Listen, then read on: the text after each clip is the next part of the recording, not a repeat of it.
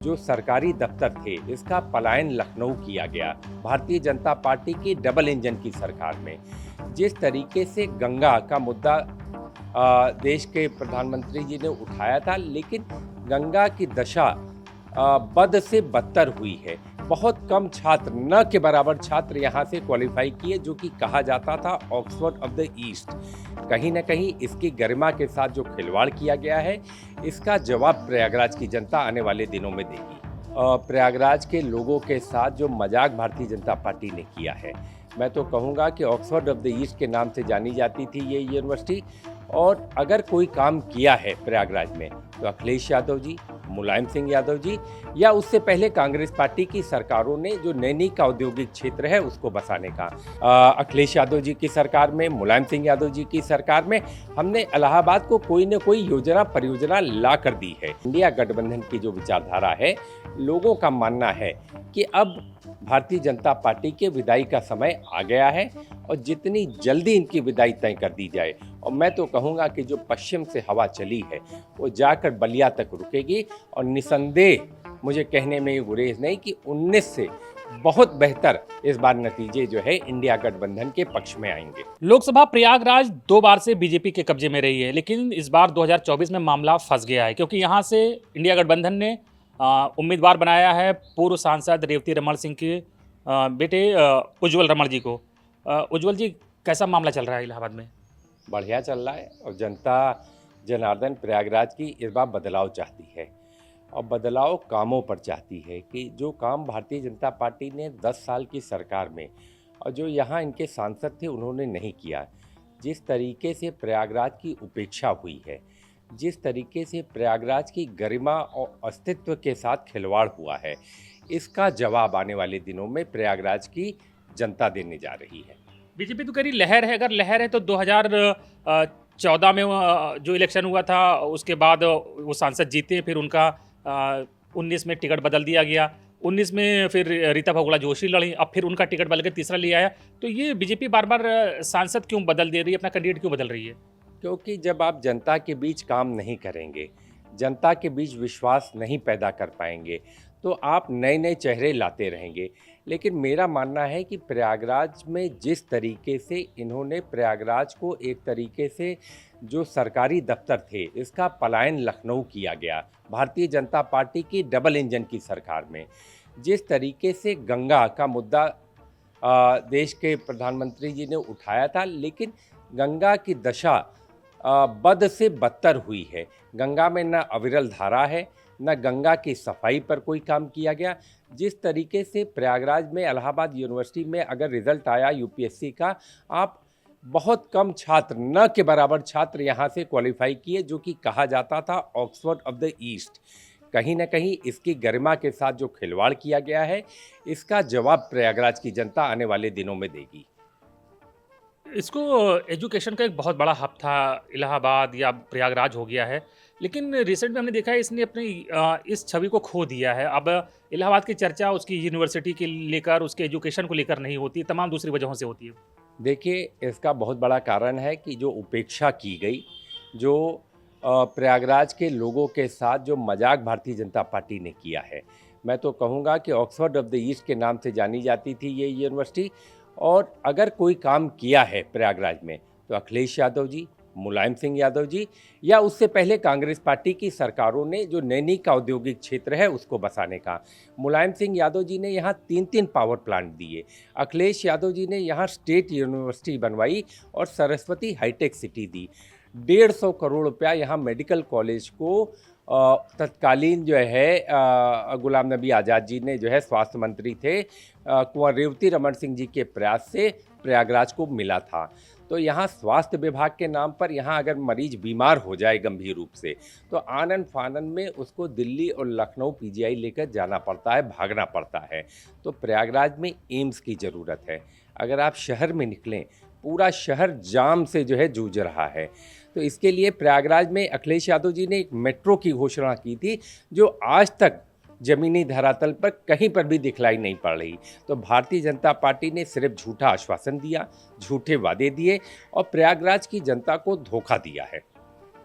आपके जो अपोनेंट हैं, कृष्णा त्रिपाठी के बेटे हैं, कभी पॉलिटिकल रूप से बहुत एक्टिव नहीं रहे हैं, वकालत करते रहे वो, तो अचानक से उनको टिकट मिल गया है, तो क्या लग रहा है कि कैसी लड़ाई उनके सामने आपकी चल रही है? देखिए, ये लड़ाई विचारधारा की लड़ाई है। ये लड़ाई व्यक्तिगत नहीं, पंडित जी देश के प्रदेश के बड़े नेता थे और जब मैं पहली बार जीत कर गया, पंडित केसरी नाथ त्रिपाठी जी विधानसभा के अध्यक्ष भी थे, तो हम लोगों ने बहुत कुछ सीखा है उनसे। लेकिन ये विचारधारा की लड़ाई है, ये नीति और कार्यक्रम की लड़ाई है। जो भारतीय जनता पार्टी की जो नीतियां हैं, उसने देश को बर्बाद किया है, उसने देश को पीछे ढकेलने का काम किया है। जो उनके कार्यक्रम चल रहे हैं, उससे किसान हो, बेरोजगार हो, नौजवान हो, मजदूर हो, हर व्यक्ति परेशान है, ठगा सा महसूस कर रहा है। तो ये विचारधारा की लड़ाई में निश्चित तौर से, और प्रयागराज का इतिहास रहा है, इसने हमेशा उस विचारधारा को मजबूत किया है जो नौजवानों की बात करता हो, जो किसानों की बात करता हो। और हमेशा, और इस बार जब 4 जून को नतीजे आएंगे तो आप देखिएगा प्रयागराज की यही विचारधारा आगे बढ़ेगी और भारतीय जनता पार्टी के मंसूबे नाकामयाब होंगे। आप बीजेपी पे तमाम एलिगेशन लगा रहे हैं, लेकिन जनता आपको क्यों वोट दे? आपके पास क्या विजन है? अगर जीतते हैं तो क्या करने वाले हैं आप? देखिए, जनता हमारे काम को जानती है, हमारे व्यक्तित्व को जानती है, और जो हमने इस क्षेत्र की सेवा की है, उस सेवा को सांसद कुंवर रेवती रमन सिंह जी ने जो किया और जो हमने किया है, उसको जानती है कि जब जब हमको सरकारों में मौका मिला है, अखिलेश यादव जी की सरकार में, मुलायम सिंह यादव जी की सरकार में, हमने इलाहाबाद को कोई न कोई योजना परियोजना ला कर दी है।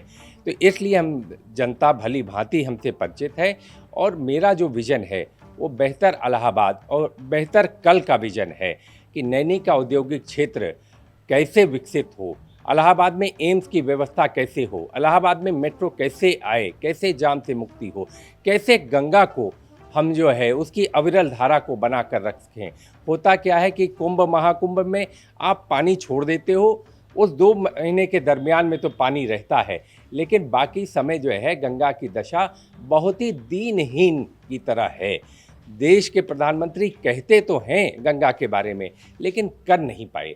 जिस तरीके से गंगा में प्रदूषण, मैं तो कहता हूँ, बढ़ा है, आज नहाने योग्य पानी नहीं है गंगा में। मैं तो सिर्फ यही कहूँगा, पूरे देश से लोग आते हैं, तो इलाहाबाद की अस्मिता का सवाल है। इस अस्मिता के सवाल को ही हम उठा रहे हैं कि इसकी गरिमा का सवाल है और इसके अस्तित्व का सवाल है। जितने भी कवाल टाउन हैं, उसमें सबसे कम काम प्रयागराज में हुआ। कहने को यहाँ उप मुख्यमंत्री हैं, मंत्री हैं, सांसद हैं, विधायक हैं, सब भारतीय जनता पार्टी के, लेकिन इलाहाबाद से अगर दफ्तर लखनऊ जाता है तो एक आवाज़ किसी की नहीं उठती। और यही समाजवादी पार्टी की सरकारें रही हैं, एक दफ्तर हम लोगों ने नहीं जाने दिया, चाहे मुलायम सिंह यादव जी की सरकार रही हो, चाहे अखिलेश यादव जी की सरकार। आपका कहना है कि अगर सारे गवर्नमेंट इंस्टीट्यूट लखनऊ चले जाएंगे तो इलाहाबाद का जो महत्व है वो खत्म हो जाएगा? निसंदेह, इसमें कहने की कोई बात नहीं है। पूरा इलाहाबाद इस बात को कह रहा है, पूरा इलाहाबाद कह रहा है। और जिस दिन से सेंट्रल यूनिवर्सिटी बनी है, मैं तो कहना चाहता हूँ, उठाकर डाटा को देख लिया जाए कितने IAS PCS हुए, जबकि 60-70 के दशक में ये खान कहा जाता था यहाँ IAS और IPS की जो है। UPSC में सबसे ज़्यादा छात्र अगर कहीं से निकलते थे तो इलाहाबाद यूनिवर्सिटी से निकलते थे, लेकिन ये दुर्दशा का शिकार रहा, उपेक्षा का शिकार रहा। इसी दुर्दशा उपेक्षा का जवाब आने वाले दिनों में जनता जनार्दन, देवतुल्य जनता प्रयागराज की देगी। आप जितने इश्यूज आपने गिनाए, क्या लगता है वोट इन इश्यूज पर पड़ेंगे कि आप बीजेपी जो नैरेटिव सेट करने की कोशिश करती है, राम मंदिर, हिंदू मुस्लिम, उससे निपट पाएंगे आप? देखिए, बीजेपी लोगों को भरमाने का काम करती है, भ्रामक प्रचार करती है, लेकिन हम लोग धरातल की राजनीति करते हैं। आज जो जमुना पार का हमारा इलाका है, पठारी क्षेत्र है, वहाँ सबसे बड़ी समस्या पीने के पानी की है। आप चले जाएं शंकरगढ़ के इलाके में, पीने का पानी नहीं। आप चले जाएं मांडा के उपरोक्त के इलाके में, सिंचाई की व्यवस्था नहीं। एक भी लिफ्ट कनाल इस 10 साल की डबल इंजन की सरकार में जनपद प्रयागराज के जमुना पार क्षेत्र में नहीं लगा। तो आज आम आदमी परेशान है, आज बेरोजगार परेशान है। कल कारखाने कहाँ लगे? कहीं और राज्यों में जा रहे हैं। और एक अशोक लीलैंड का कारखाना आया था, वो भी लखनऊ उठकर चला गया। तो आज नौजवान पढ़ लिख कर जो है, जो बेरोजगार घूम रहा है, वो उस नैरेटिव पर नहीं जाना चाहता। उस व्यवस्था को नहीं लाना चाहता। इसी के लिए हमने कहा कि ये लड़ाई विचारधारा की लड़ाई है, ये नीति और कार्यक्रम की लड़ाई है।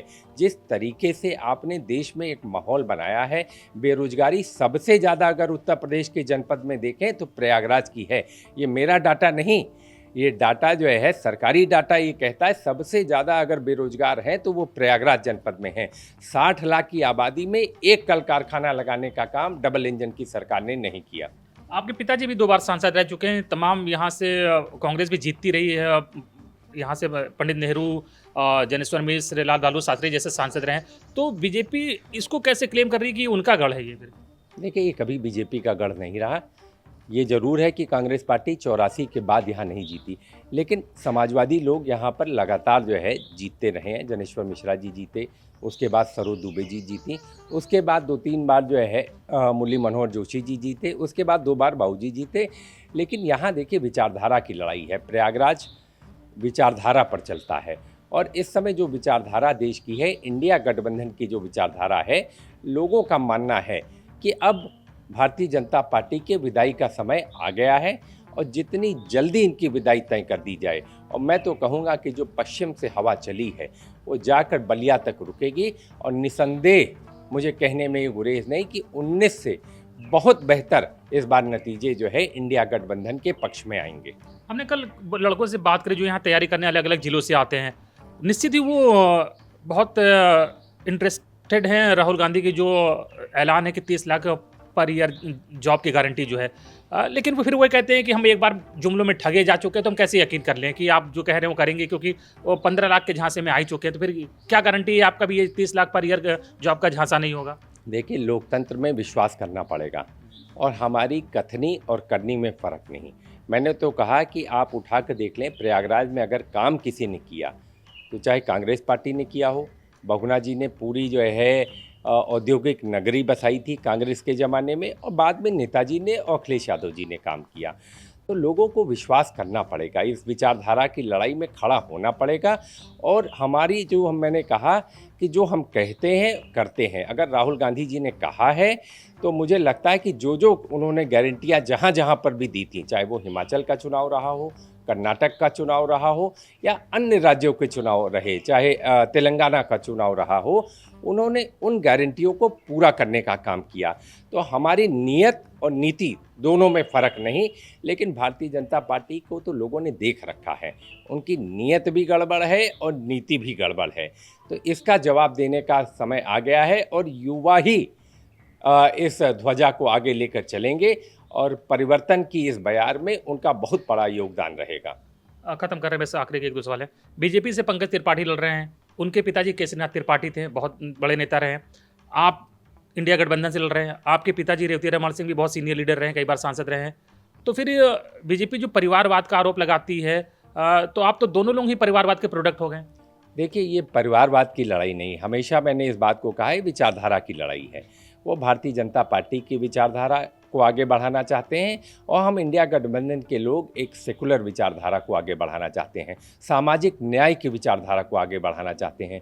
आज देश में अगर किसी चीज़ की सबसे ज़्यादा ज़रूरत है तो आपसी समरसता की ज़रूरत है।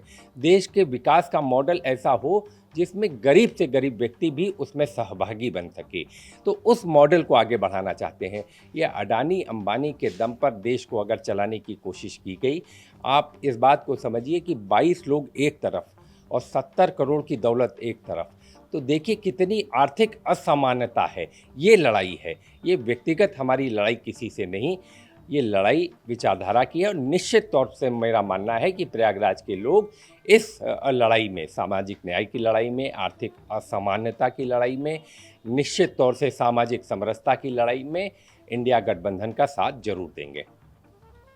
आपको लग रहा है पंकज त्रिपाठी को हरा देंगे? तो हरा देंगे तो कितने वोटों से हराएंगे? देखिए, इसका जवाब तो यहाँ की जनता देगी कि वो किसको हराएगी, किसको जिताएगी। लेकिन मेरा विश्वास है, मुझे अपने काम पर विश्वास है, जो मैंने कार्य किए हैं, और निश्चित तौर से मेरा मानना है कि जो विचारधारा हमारी है, जो कार्यक्रम हैं, जो नीतियां हमारी हैं, उस पर जनता अपना ज़रूर आशीर्वाद हमको देगी, अपना प्यार देगी, अपना दुलार देगी। 80 सीटें हैं, बीजेपी तो कह रही है सबके सब हम जीत लेंगे, लेकिन आपको क्या लग रहा है कि 80 में से कितनी सीटें यूपी में इंडिया गठबंधन जीतेगा? मैंने आपको पहले ही कहा कि 19 से बेहतर नतीजे इस बार आपको देखने पड़ेंगे। और देखिए, मैं जोशी तो हूँ नहीं, लेकिन नतीजे बहुत अच्छे ज्योतिषी तो आए वो हैं। भी नहीं है, लेकिन वो लोग हर बार प्रिडिक्शन करते हैं, हर बार बहुत बढ़ चढ़ कर अपनी सीटें बताते हैं। अगर आप उनके पुराने प्रिडिक्शन को उठाकर देख लें, कुछ प्रिडिक्शनों को उठाकर देख लें, तो वो वहाँ तक नहीं पहुँच पाए जो उन्होंने कहा। उनकी कथनी और करनी में बहुत फ़र्क है। 15 लाख खाते में उन्हीं का वादा था, 1 करोड़ रोजगार उन्हीं का वादा था, ये हमारा तो वादा नहीं था। उस समय देश के प्रधानमंत्री ने इसको जो है लोगों के सामने रखा, नया शहर हम बसाएंगे। लोग भूल जाते हैं, उस नए शहर की चर्चा नहीं हो रही है। वाराणसी को क्योटो बनाएंगे, तो हम तो ऐसा कोई वादा नहीं कर रहे हैं। हम तो सिर्फ वो गारंटी दे रहे हैं, वो अधिकार की बात कर रहे हैं इंडिया गठबंधन के लोग, जिससे लोगों को वंचित किया जा रहा है। तो हमारा, जैसे वो लोग कहते हैं कि हम इतने पार जाएंगे, तो अब की प्रयागराज की जनता 5 लाख के पार इंडिया गठबंधन को पहुंचाने जा रही है। एक आखिरी सवाल बस खत्म करते हैं। आबादी लगातार बढ़ रही है शहर की, तो क्या लग रहा है कि बेसिक रिक्वायरमेंट इस शहर की क्या है जो यहाँ के लोग महसूस करें कि उन्हें मिलनी चाहिए? देखिए, शहर की बसावट को बढ़ाना पड़ेगा।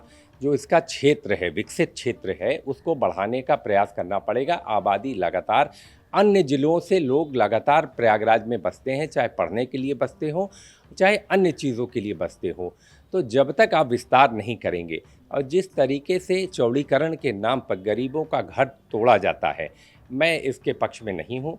ये है कि उनके साथ आप बात करें, जिसका रिहायशी मकान 100 साल, 150 साल पुराना है, बिना उसको विकल्प दिए अगर आप किसी के मकान को तोड़ेंगे, तो मेरा इसका ये मॉडल ये है कि आप शहर का विकसित क्षेत्र को बढ़ाएं और एक ऐसा विकास का मॉडल प्रस्तुत करें जो कि लोगों को बसने के लिए वहाँ सहूलियत हो सके। स्कूल हो, हॉस्पिटल हो, जो सुविधाएं अगर देंगे तो लोग वहाँ बसना पसंद करेंगे। लेकिन बीजेपी की सरकार ने, डबल इंजन की सरकार ने कुछ भी नहीं किया। आपने ये भी कहा था कि बड़ा हॉस्पिटल बहुत जरूरी है। एम्स की हमारी शुरू से मांग रही है कि प्रयागराज में एम्स होना चाहिए। जो प्रयागराज के अगल बगल के जनपद हैं, वो सारे लोग परेशान होते हैं। गंभीर रोग से जो बीमार होता है, उसके लिए इलाज की कोई भी व्यवस्था यहाँ पर नहीं है। तो इसलिए मैं सिर्फ इतना ही कहूँगा, अगर एम्स, इलाहाबाद के साथ नाइंसाफ़ी हुई, छोटे छोटे शहरों को एम्स दिया गया, लेकिन जहाँ इतना बड़ा भूभाग रहता हुआ गोरखपुर, रायबरेली को मिल गया। सब जगह मिल गया, लेकिन प्रयागराज को नहीं मिला। तो प्रयागराज में एम्स की बहुत ज़रूरत है। नहीं तो तीमारदार से लेकर मरीज तक, जो गंभीर रोग से जो ग्रसित लोग हैं, चाहे वो कैंसर हो, लिवर हो, किडनी हो, ये सारे लोग, हार्ट के लोग हों, सब लखनऊ और दिल्ली भागते हैं। सोचिए कितनी परेशानी होती है, कितना उनका धन व्यय होता है। इसलिए प्रयागराज में एम्स नितांत आवश्यकता है। मैं तो कहूँगा कि इसको जो है जितना जल्द बनवाया जाए उतना बेहतर है। चलिए देखिए, हम तमाम नेताओं से मिलते हैं, लेकिन बड़ा अच्छा लगा कि आपने कोई बड़बोलापन नहीं दिखाया और बढ़ चढ़कर डींगे नहीं हाँकी। ये बड़ी अच्छी बात हमको लगी। तो सर, शुभकामनाएं आपको। बाकी धन्यवाद। जीत हार तो जनता के हाथ में है, वो तय धन्यवाद। करेगी। धन्यवाद। बढ़िया से लड़िए और अच्छा लड़िए। Thank you. धन्यवाद।